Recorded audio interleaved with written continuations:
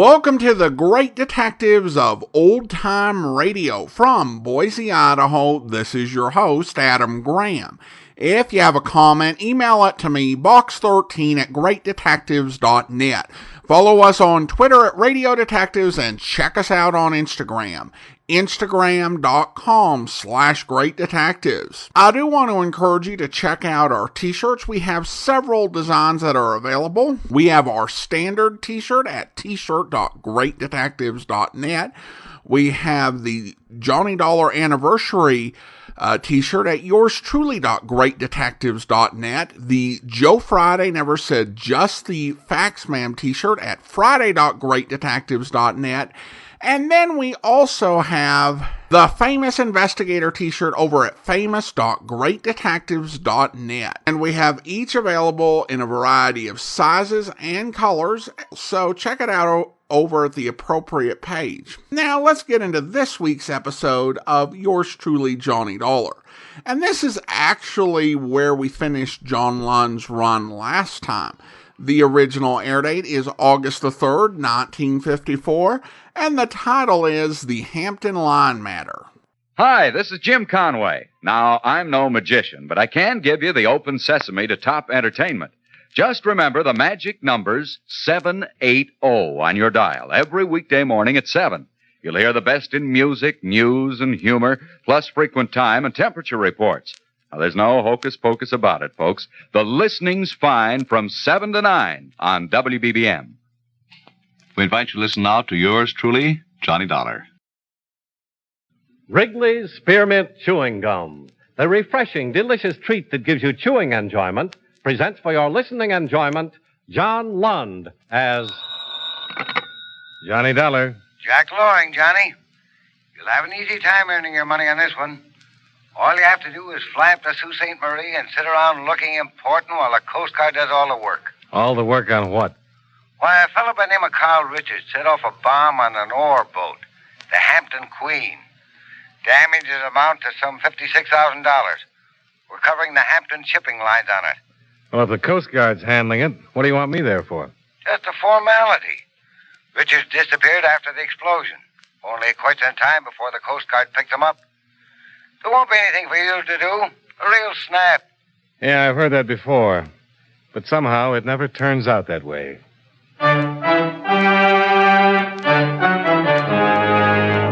the makers of Wrigley's Spearmint Chewing Gum bring you John Lund in a transcribed adventure of the man with the action-packed expense account, America's fabulous freelance insurance investigator. Yours truly, Johnny Dollar.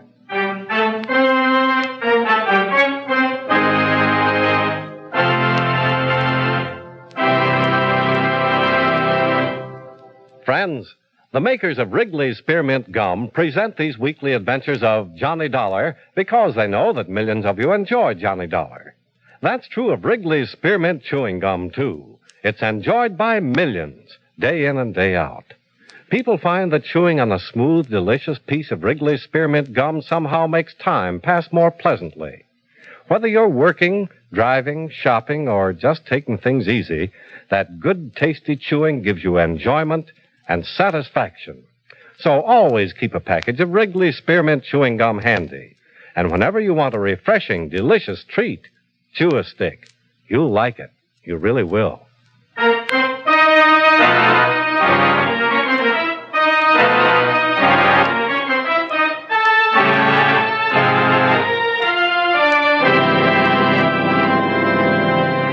Expense account submitted by Special Investigator Johnny Dollar to Home Office, Worldwide Maritime and Insurance Company, Hartford, Connecticut. The following is an accounting of expenditures during my investigation of the Hampton Line matter. Expense account item 1, $56.30. Airfare and incidentals between Hartford and Sault Ste. Marie, Michigan. My Coast Guard contact was a Commander Winters. After checking in at the Sioux Hotel, I made my way to Coast Guard headquarters to meet him. Glad to have you aboard with us, Mr. Dollar. Another hand is always welcome here. Well, thanks, Commander. But I have no intention of stepping on official toes. Not a chance. We're happy to have any assistance. Have you been briefed on the situation? Well, I understand a Carl Richards seems to be the number one suspect. Well, so far the evidence seems to point that way. Richards operates a supply and trading boat on the lakes. Yesterday at about 1300, he contacted the Hampton Queen near Lookout Point. 10 minutes after he shoved off, the explosion took place. Anything unusual about the manner of contact? Yes, those ore boats stop for nothing, so the supplies are usually pulled aboard by line as the two boats proceed abreast. This time, Richards came up the Jacob's Ladder himself. Any particular reason why? Well, Captain Torgerson with the Queen couldn't give us any. He said Richards spoke to him briefly, went below decks for maybe 5 minutes, came up again and went over the side. And the explosion took place below decks? Yes, in a utility compartment just abaft the engine room. Did Richards bring any package aboard that might have held explosives? Captain Torgerson didn't notice any. Richards was wearing a greatcoat, pretty bulky. Might have had something underneath it. Mm-hmm. Anything else to connect him with the explosion? One of the engine room hands saw him in that utility compartment. Nobody else was noticed down there. Then, of course, there's his disappearance. What's the dope on that, Commander? Well, after the supply boat shoved off from the Queen, it made no further contacts, but it didn't pull into the docks until 2300 last night. When it did, Richards was not aboard. Well, who brought the boat in? His daughter, Elsa. She operated the boat with him. She claims she didn't know how her father got out of the boat, where he got out, or where he is right now. And she defies us to bring some kind of charge against her. It's very interesting, Commander. But so far, there's one big hole right in the middle of the picture. Yes, I know. Motive. Is there any? Not that we can find. Richards has operated that supply boat over 20 years. Been an honest, law-abiding citizen with an excellent reputation. Haven't found one person who's got a bad word to say against him. If he did set off that explosion, the big question is why? Yeah. And I've got a hunch I'm going to earn my money getting the answer.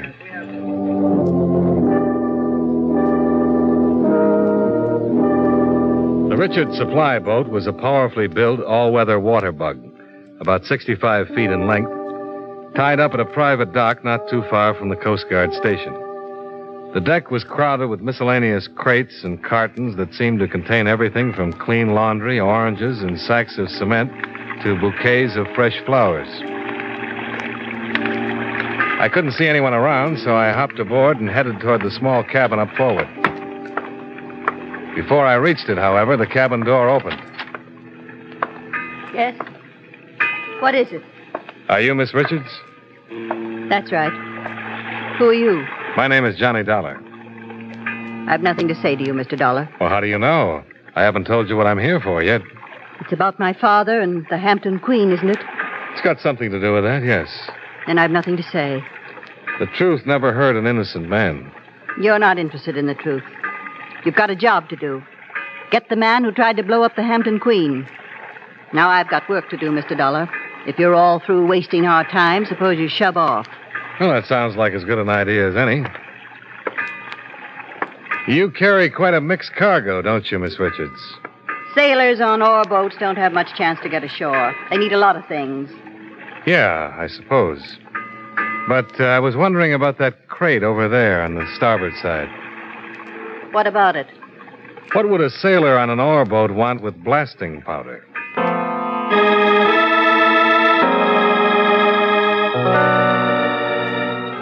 Expense account item 2, 75 cents. Cab fare to the Shoreview Hotel. I found Captain Torgerson on the hotel veranda, looking out over the endless parade of boats plowing their way up and down the lake. I don't know what you're coming around asking me questions for, Mr. Dollar. I don't know where Carl Richards is. Well, the explosion took place on your boat, Captain. Richards was aboard some 10 minutes before the blast went off. So? Well, I thought you might be able to give me some idea why he did it. Who said he did? You don't think so? I know he didn't. Why not? That's Robert McNally downbound, signaling for the locks. 18 minutes late this trip. If he gets the Sabine or Davis lock instead of the MacArthur, Bob McNally's going to be hopping. Yeah, why is that? The MacArthur empties in 10 minutes. Faster getaway. I see.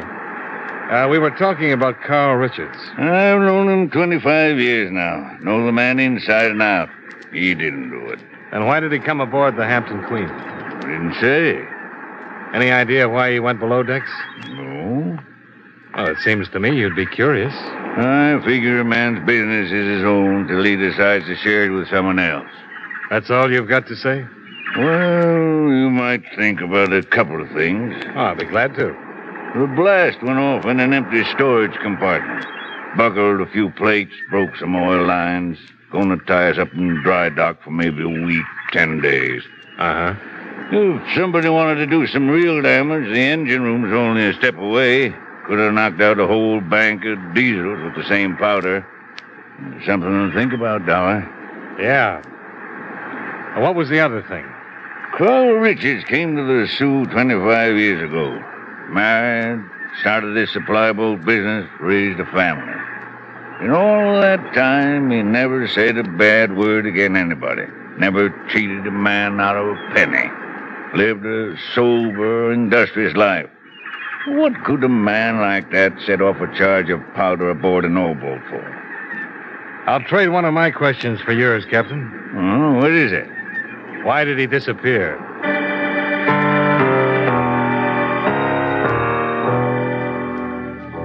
I spent the rest of the afternoon talking to neighbors, dock hands, sailors, and canal workers. Everyone agreed with Captain Torgerson's opinion of Carl Richards. And outside of that, I came up with nothing.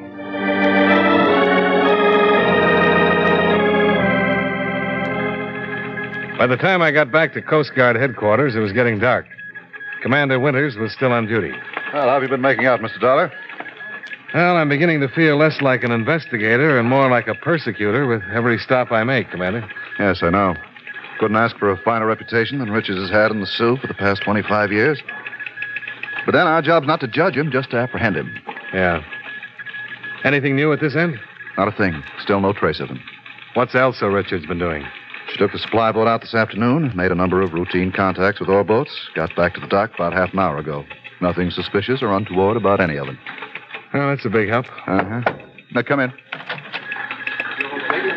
Commander from our station at Three Harbors, marked urgent, sir. Thanks, Jenkins. Well, I'll leave you to your duties, Commander. No, just a minute, Mr. Dollar. Have the seaplane stand by for takeoff, Jensen. Aye, aye, sir. You care to fly to Three Harbors with me, Dollar? What's up, Commander? One of the Hampton boat guards caught a man trying to sneak aboard. There was a gunfight, and the man was killed. I don't suppose they identified him as Carl Richards. They did. Yeah, I'll fly up with you, Commander.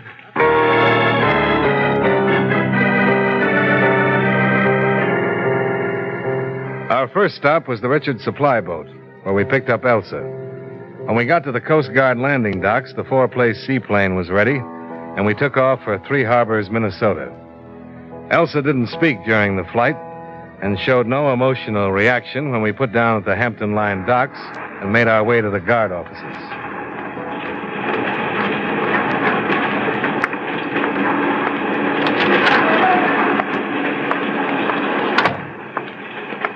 Commander Winters?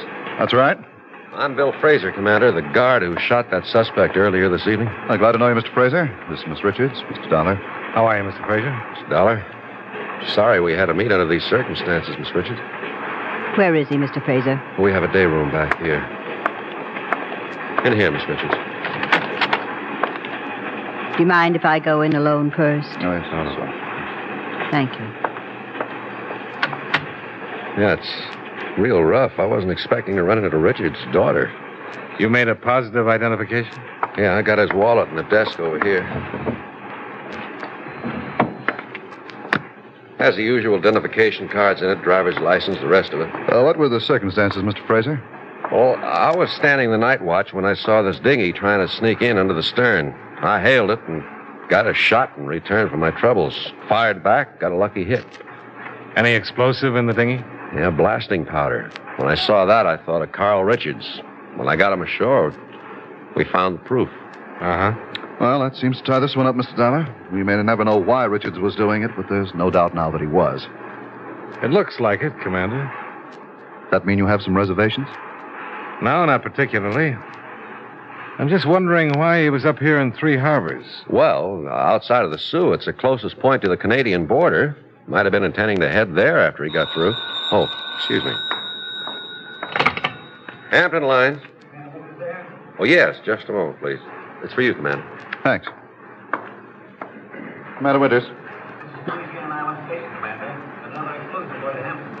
Where did it happen?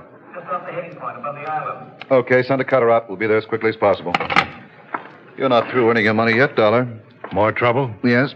One of the Hampton boats. Another explosion below decks. Friends,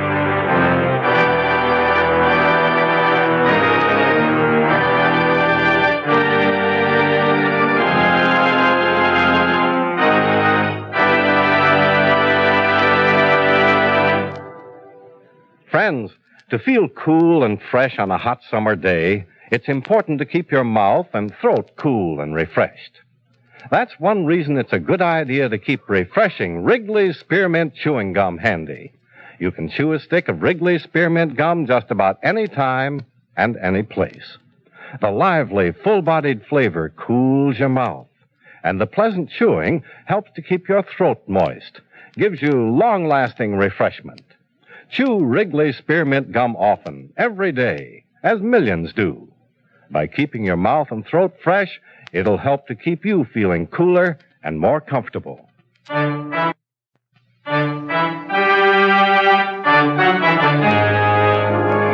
And now, with our star, John Lund, we bring you the second act of Yours Truly, Johnny Dollar.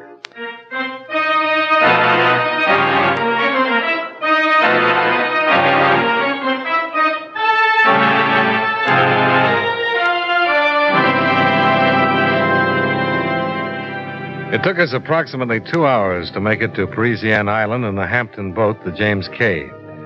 She was limping along at about 3 knots, and we had no trouble putting down alongside and getting aboard. The James K's skipper, Captain Hartzell, took us below decks for a look at the damage. Here's where the blast went off. Most of the damage confined between these bulkheads. Some water coming in, but pumps have it under control. We'll make the Sioux without any trouble. Engine room's right over there, isn't it? That's right. This is just an auxiliary compartment.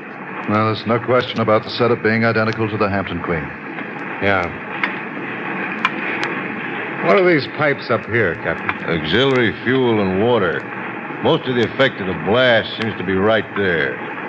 This central pipe looks as though the force of the blast came from inside. Well, you think the explosive was inside that pipe? Well, I'd say it's a good possibility. Well, if Sam Tyler ever comes around, he'll be able to tell us. Who's he? Abel Seaman. He was in here when the blast took place. Your cutter took him to the hospital at the Sioux. Is he badly hurt? Pretty bad. Anything else you want to know? I've got to take over the bridge. We're getting to the locks pretty soon. How about it, Dollar? I can't think of a thing.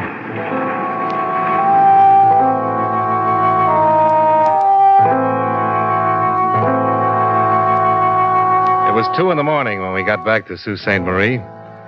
The hospital told us that the seaman, Sam Tyler, was still unconscious and in critical condition. I figured I'd done enough to earn my keep for one day, so I went back to the hotel and turned in.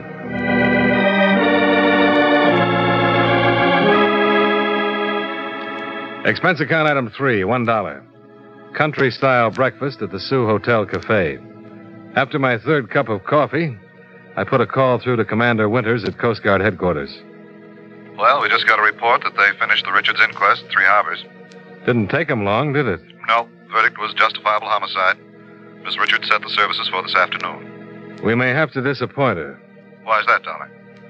I don't like that rushed inquest, Commander.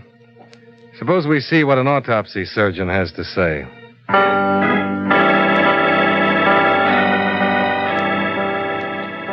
I spent the rest of the morning going over the Richards supply boat. I didn't know what I'd hoped to find, so when I finished, I wasn't disappointed.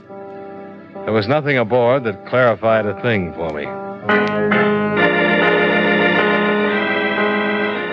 Back at the hotel, I found a message to call Jack Loring in Hartford. I put the call through.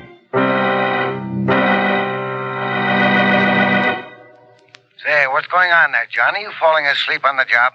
You wouldn't have thought so at 2 this morning. It's 10 this morning I'm worried about. We've got a report that another of the Hampton boats is damaged. You got it straight, Jack. Well, holy smoke, Johnny. We sent you out there to do a job. Oh, is that so? I thought it was just a formality while the Coast Guard did all the work. Never mind that. Let's get some action. We can't stand any more of these claims piling up. Now, I had the Hampton lines tie up all their ships at the dock. Can't take a chance on any more of these things happening. Well, cancel your order, Jack. What do you mean, cancel it? What difference does it make if those ships are tied up or sailing the lakes? I don't know yet, but it may. And I hope I'm going to find out within 24 hours. Now will you cancel it? Okay, Johnny. 24 hours. Now, 1 minute more.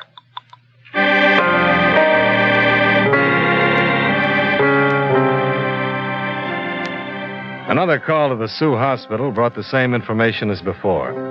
Sam Tyler was still unconscious, his condition unchanged. A call to Commander Winters got me equally as far. They had no report on the autopsy, and nothing else had turned up.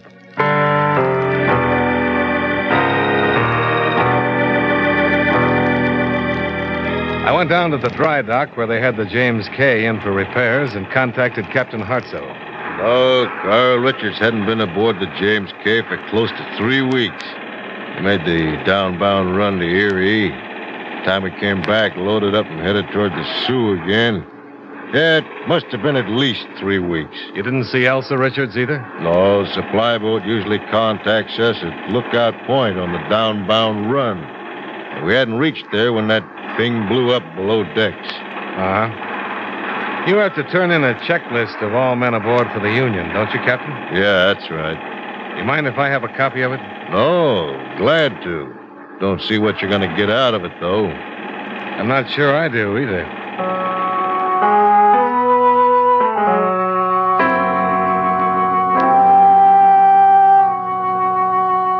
I made my way next to the Hampton Queen to get a similar list from Captain Torgeson. He wasn't around, but his first mate supplied me with one. Took about 10 minutes to compare them, find what I was looking for, and take the information over to Commander Winters. Is that why you brought me the checkoff sheets, Dollar? To look for any similarity in the personnel? That's right, Commander. Well, as far as I can see, there isn't any. Unless you're talking about that business of the cargo supers with their different names. Yeah, but on both boats, the man who signed on is listed as substitute or replacement. You think that's more than mere coincidence? Well, if it's coincidence, it's one too many for me. What do you mean? The man who originally signed on and then was replaced on both boats was Bill Fraser. Yes, sir? Get me our station at Three Harbors.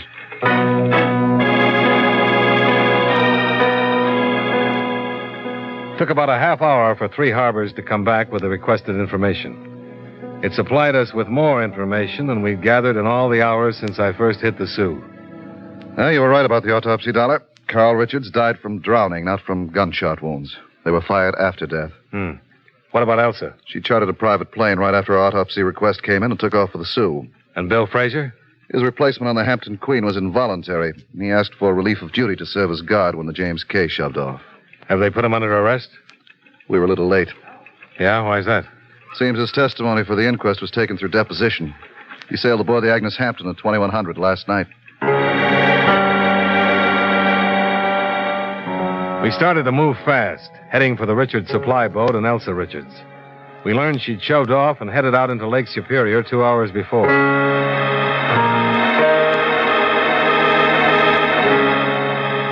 "20 minutes later, we were in the Coast Guard plane heading out after her.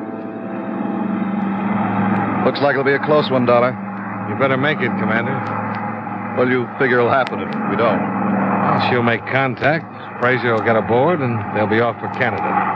Where'd you get the hunch, Dollar? The booby traps tipped me off, Commander.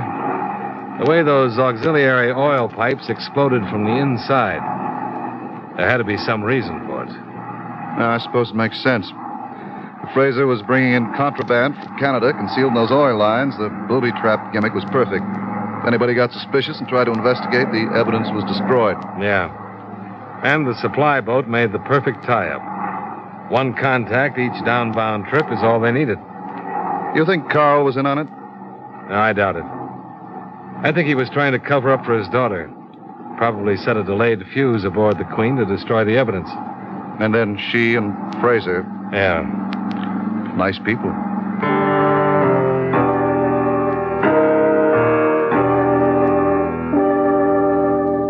We boarded the Agnes Hampton without sighting Elsa or the supply boat. They told us Fraser was still aboard, and 2 minutes later we were in the companionway leading to the storage compartment beside the engine room.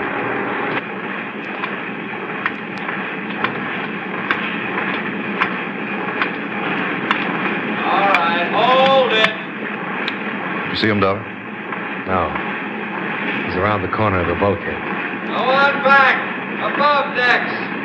You're not coming in here after me. It's no good, Frazier. You better come out.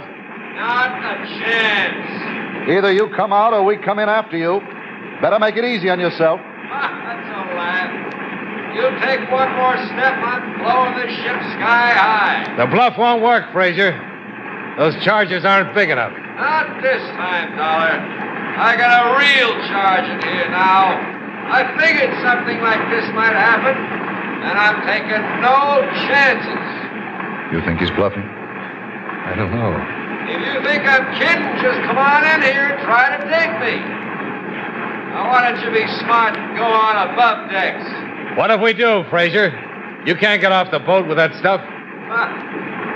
Ever hear of a Bangalore torpedo, Dollar? Yeah? Well, that's what I've got right here. I can attach both ends of this pipe, take the explosive and the stuff, and walk off this boat carrying them in my hands.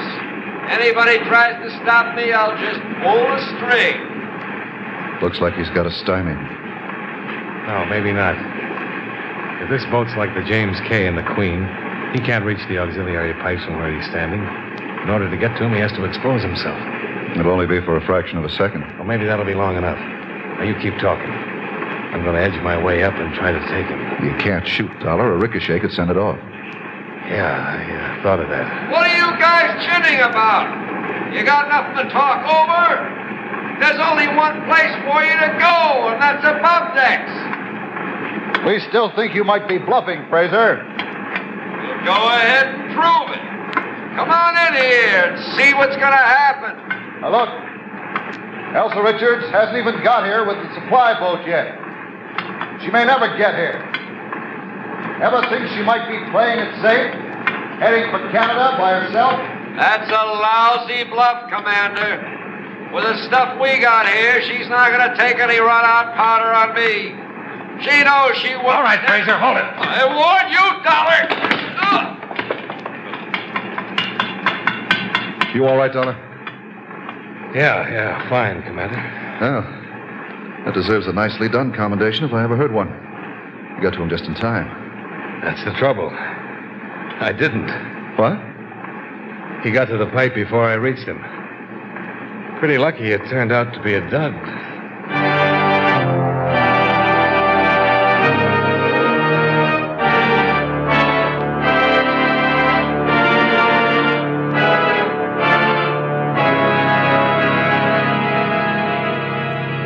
Expense account item 4, $39.40, hotel bill and miscellaneous.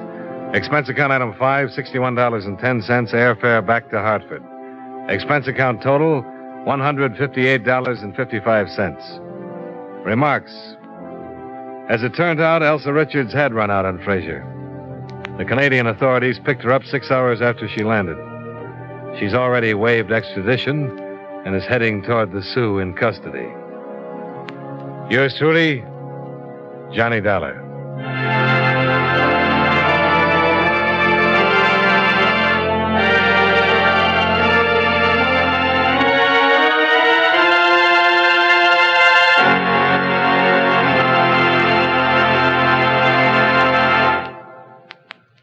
Friends, one of the reasons it's a good idea to chew Wrigley's spearmint gum often is that it satisfies you without being rich or filling. There's lots of delicious, long-lasting flavor in a stick of Wrigley's spearmint gum. Real taste enjoyment. And besides, you get enjoyment from the pleasant chewing. It gives you a nice little lift and helps tide you over till mealtime. Helps keep your mouth moist, your taste fresh, too. So do what millions do. Keep Wrigley's spearmint chewing gum handy and enjoy it every day. It tastes so good, lasts so long, and gives you real chewing enjoyment.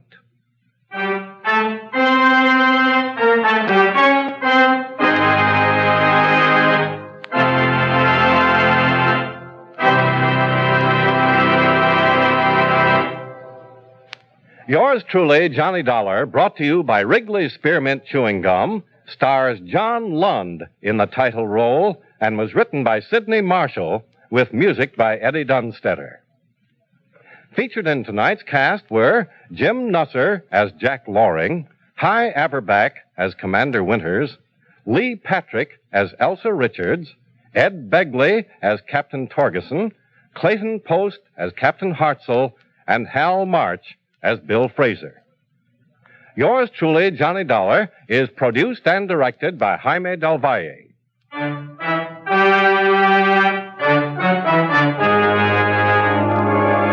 The makers of Wrigley's Spearmint Chewing Gum hope you enjoyed tonight's story of Johnny Dollar and that you're enjoying delicious Wrigley's Spearmint Gum every day. This is Charles Lyon, inviting you to join us again next week at this same time when, from Hollywood, John Lund again transcribes his expense account as Yours truly, Johnny Dollar.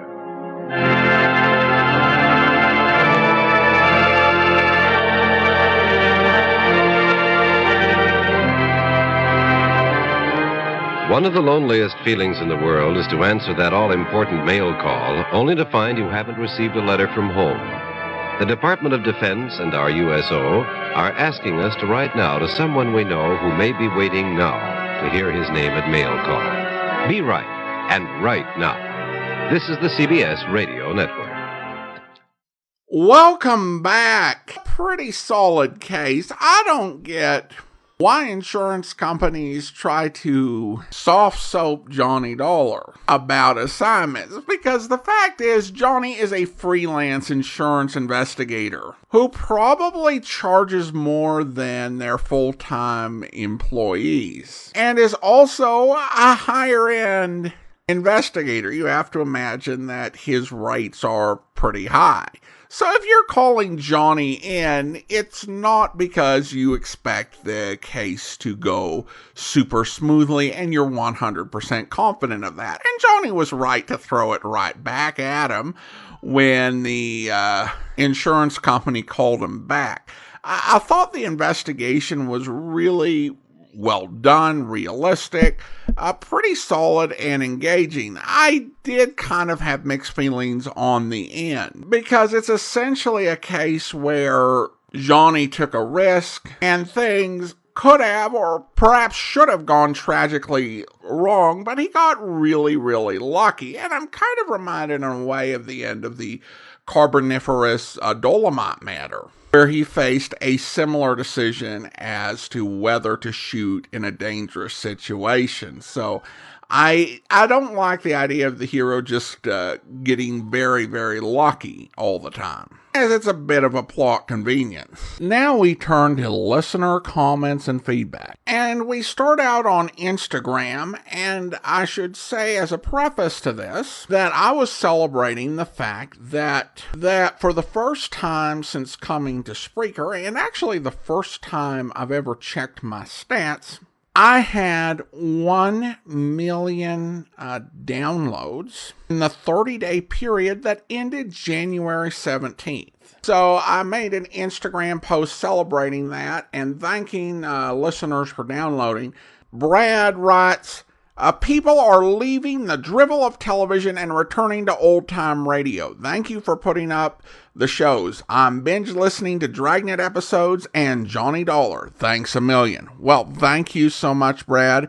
And I appreciate folks listening, and I am looking for even more ways to grow the program, increase the amount of old-time radio we get out there. And my goal in terms of growth of the podcast isn't, we're going to take on Joe Rogan. Mr. Rogan, of course, was getting about 190 million downloads per month before he went on to Spotify as an exclusive. So we're not aiming for those numbers or any specific numbers. We're aiming to get our podcast to everyone who would like to hear it and would enjoy it. I'm really heartened by all the folks who have started listening and, of course, who have been continuing to listen for so many years. And I appreciate everyone who helps promote the podcast in any way that they do, whether it's liking posts on social media, it's when somebody asks, Hey, what podcast do you listen to? Letting people know that you listen. I've seen so much traffic come from those sort of things, and I really appreciate everyone who's done that and who helps the show. So thank you so much. I appreciate the comment, and I appreciate all of your support. Well, now it is time to thank our Patreon supporter of the day. Thank you to Stephanie, Patreon supporter since March of 2020. Currently supporting the program at the Shamus level of $4 or more per month. Thanks so much for your support, Stephanie. And that will do it for today. A reminder, if you want to be sure to never miss an episode, I encourage you to follow the podcast using your favorite podcast software, including TuneIn, Stitcher, Spotify, or the Amazon Music app at amazon.com/OTR Detectives. We'll be back next Friday with another episode of yours truly, Johnny Dollar, but tune in tomorrow for Tales of the Texas Rangers, where... Todd, could you see which way he headed after he left the girl? Well, I'm not sure, but I thought I saw him running across the field toward the hangar. And then after I got Joni into my car, I saw a car drive out from behind the hangar and start off down the road. Any idea what kind of a car it was? Well, it looked like an old jalopy. I was too far away to see what kind. It was going pretty fast, though. One of my deputies found some fresh oil stains over by the hangar, Jase. And we'll go over in a minute and take a look. Todd, I want you to try to remember anything you can about this man. Anything. All happened so fast that there's not much about him I remember. Well, how tall was he? Well, I'd say about my height. Can you describe his voice? Well, he never talked out loud, just whispered, a real hoarse whisper. Anything else? Well, the way he walked right up to the car, like he'd been waiting for us. Just walked up and made us get out. Uh-huh. All right, Todd. I think that'll be all. Ranger, you think I could get back to town soon? I'm kind of worried about Joni. It's all right with the sheriff. He can send you back in his car with one of the deputies. You can come along with me, Sheriff. Sure, Jase. We'll drive over to the hangar and have a look at those oil spots first. Just let me tell my deputy. Charlie, you take Todd back to town in my car. I'll be with the ranger. Thank you, Sheriff. Thanks. This sure looks like a tough one, Jase. Yeah, but I got a hunch we can narrow it down to one of your local boys. How do you figure that? Well, for one thing, the way he was so particular about keeping his face hidden and whispering to disguise his voice. It does sound like he wanted to make sure he wouldn't be recognized. But it might have been some stranger who just didn't want to take chances on getting his description broadcast. Could be a stranger, except for one thing. The fact that he was well enough acquainted with the town to know where couples might be likely to park after a dance. It's more like a local call. Unit 10 to KTXA. Go ahead, KTXA. Sheriff's office has received call that man in stocking mask has just held up couple at Carroll College football field. Man shot, possibly dead. I hope you'll be with us then. In the meantime, do send your comments to box13@greatdetectives.net. Follow us on Twitter at Radio Detectives and check us out on Instagram. Instagram.com/greatdetectives. From Boise, Idaho, this is your host, Adam Graham, signing off.